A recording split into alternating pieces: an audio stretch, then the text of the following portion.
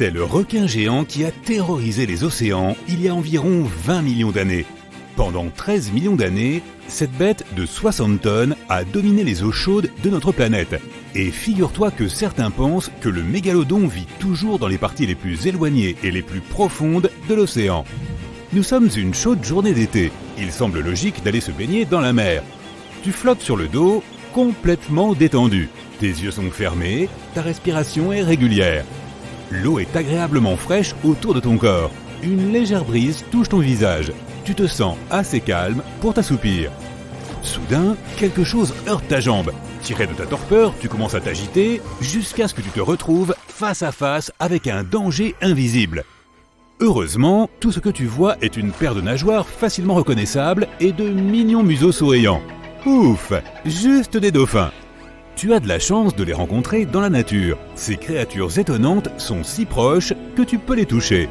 Tu as entendu des gens dire que la peau des dauphins est caoutchouteuse, mais pour toi, c'est plutôt comme la partie intérieure d'un œuf dur. L'un des animaux est si proche de toi que son odeur salée t'emplit les narines. Cependant, tu sais que les dauphins n'ont pas de glandes sudoripares. Cela signifie qu'ils ne transpirent pas et qu'ils sont pratiquement inodores.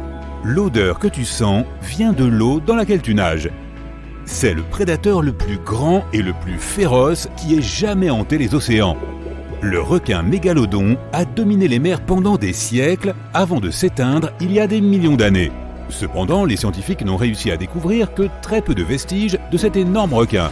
Tout ce que nous savons sur la grande bête des mers, nous l'avons appris grâce aux fossiles de ses dents géantes de la taille d'une main humaine normale. Aucun squelette de mégalodon n'a jamais été découvert. Les squelettes de requins sont principalement constitués de cartilage, ce qui signifie qu'ils se décomposent rapidement. Heureusement, les requins perdent et font repousser leurs dents tout au long de leur vie. Un requin peut perdre 40 000 dents au cours de sa vie. Les scientifiques ont réussi à étudier différents types d'espèces de requins sur la base de leurs seules dents. Ce requin avait environ 276 dents. Lorsqu'elles tombaient, ces dents atterrissaient sur le fond marin où elles sont restées pendant des millions d'années, se fossilisant. Les scientifiques les ont trouvées et elles sont la seule véritable trace que nous ayons de l'existence du mégalodon. Des dents de mégalodon ont été découvertes dans le monde entier. Cela signifie que, contrairement aux autres animaux marins de son époque, le mégalodon était intercontinental. Aujourd'hui encore, la plupart des requins et des animaux marins ont tendance à rester dans une seule mer ou un seul océan. Ce requin nageait librement autour du monde, se déplaçant entre les eaux tropicales et subtropicales. Des dents ont été trouvées sur tous les continents, à l'exception des eaux glaciales de l'Antarctique. Lorsqu'un mégalodon apparaît dans un film ou une émission de télévision, il est dépeint comme une version géante du grand requin blanc. Les scientifiques pensaient autrefois que le mégalodon et le grand requin blanc descendaient tous deux d'un ancêtre commun.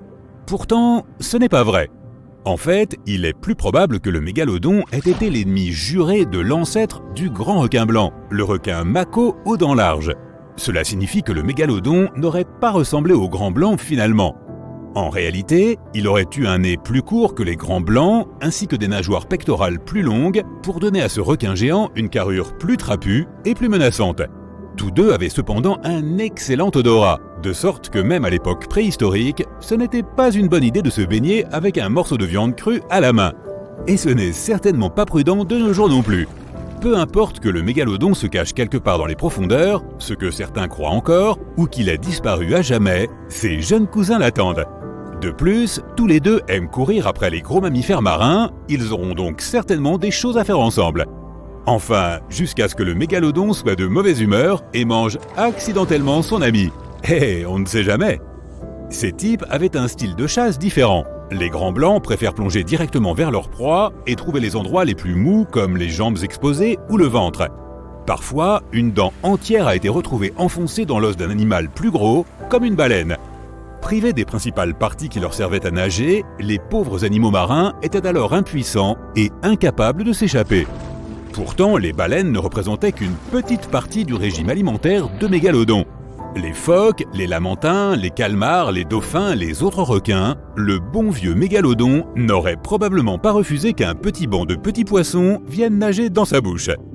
Rien de mieux qu'un bon snack avant un gros et bon dîner. Même les tortues géantes n'étaient pas en sécurité dans leur épaisse carapace. Ils les prenaient sûrement comme un défi à relever chaque jour. Les scientifiques ont utilisé des simulations informatiques pour tenter de déterminer le style de chasse de l'ancien requin. Grâce à cette technologie, les scientifiques ont découvert que le style d'attaque du mégalodon était très différent de celui des requins modernes.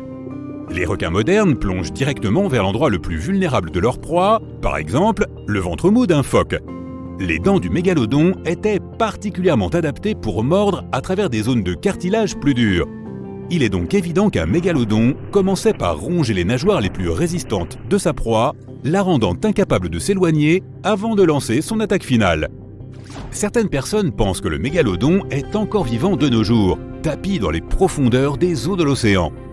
Mais il est peu probable que cela soit vrai. Les mégalodons sont des espèces qui naviguent en eau chaude, ce qui signifie qu'ils seraient incapables de survivre dans les eaux froides des profondeurs de l'océan.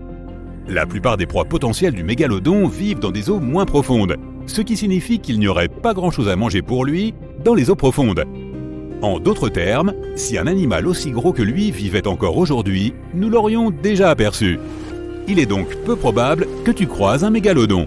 Les requins, au même titre que nous, préfèrent les eaux côtières chaudes. La vie en profondeur serait trop froide pour ces bêtes et la nourriture serait rare. Leur corps tout entier aurait dû évoluer pour éviter d'être écrasé par l'énorme pression de l'eau. Donc oui, il est très peu probable qu'ils existent encore, mais pas impossible. Si tu en rencontres un, la bonne nouvelle est qu'il ne risque pas vraiment de te manger. Tu es un repas bien trop petit pour le mégalodon, même si tu es accompagné de quelques amis. Ce gars mange des baleines de plus de 15 mètres de long. Mais si tu fais une fête sur la plage, c'est une toute autre histoire. Si la plage est remplie de baigneurs, le requin peut très bien se faufiler et engloutir plusieurs humains dans sa gueule géante sans même mâcher. Le nom effroyable de mégalodon vient de deux mots grecs, mégas, qui signifie grand, et odon, qui signifie dent. Combiné, il signifie grande dent, et il porte bien son nom. Une seule de ses mâchoires est de la même taille qu'une tête humaine. Il avait 276 dents énormes au total, réparties sur 5 rangées terrifiantes. Dans toute l'histoire, seuls quelques chats à dents de sabre et le T-Rex avaient des dents plus grandes. Maintenant, c'est une épreuve de force que j'aimerais regarder. Le mégalodon a disparu il y a des millions d'années, ne laissant que d'énormes dents aux archéologues modernes. Ils ont littéralement disparu en laissant très peu de traces. Les scientifiques pensent qu'avec le temps, le niveau des mers a baissé et que la température de l'océan a rapidement diminué. Plus d'un tiers de la vie marine a disparu à mesure que les océans se refroidissaient et que le nombre d'animaux au bas de la chaîne alimentaire diminuait. Cela a eu un effet catastrophique sur les prédateurs affamés du haut de la chaîne. Désolé les gars. Il faisait également beaucoup trop froid pour ces requins amoureux du soleil, ce qui rendait difficile leur reproduction puisqu'ils donnaient naissance dans des eaux chaudes. Le mégalodon est généralement décrit comme une sorte de grand requin blanc géant, mais ce n'est qu'un mythe. En fait, les ancêtres du grand blanc d'aujourd'hui ont existé en même temps que le mégalodon, mais ils n'étaient pas les meilleurs amis du monde et étaient même en compétition l'un avec l'autre. Le grand requin blanc était un meilleur chasseur, car il utilisait sa petite taille et son agilité pour attraper rapidement les proies du mégalodon. Ils étaient aussi connus pour manger les petits des mégalodons qui faisaient la moitié de leur taille. Cela a aidé à l'extinction de l'espèce. Si un grand blanc n'était pas de taille à affronter un mégalodon adulte en combat direct, il n'avait pas peur de lui voler sa nourriture. Il ne restait plus que les gros poissons et les baleines pour le mégalodon. Mais ces réserves de nourriture ont commencé à s'épuiser lorsque les baleines ont nagé vers les nouvelles mers plus froides. Les baleines se sont adaptées pour privilégier les températures plus froides, laissant notre ami derrière elles. Les mégalodons sont morts de faim ou ont été gelés jusqu'à leur extinction par l'âge de glace. Plutôt qu'un grand blanc, le mégalodon ressemble plus à un requin-taureau de nos jours. Il avait un museau court, une mâchoire inférieure plate et d'énormes nageoires pectorales pour supporter son poids et sa taille imposante. Aussi effrayants qu'ils soient, ces requins étaient en fait des membres bienveillants de la famille. Plusieurs zones de nurserie de mégalodons ont été découvertes en Floride, dans le Maryland et au Panama. Ils donnaient naissance à leurs petits dans des eaux peu profondes, comme le prouvent les nombreuses petites dents de mégalodons trouvées dans ces zones. Je me demande s'ils avaient aussi des nounous.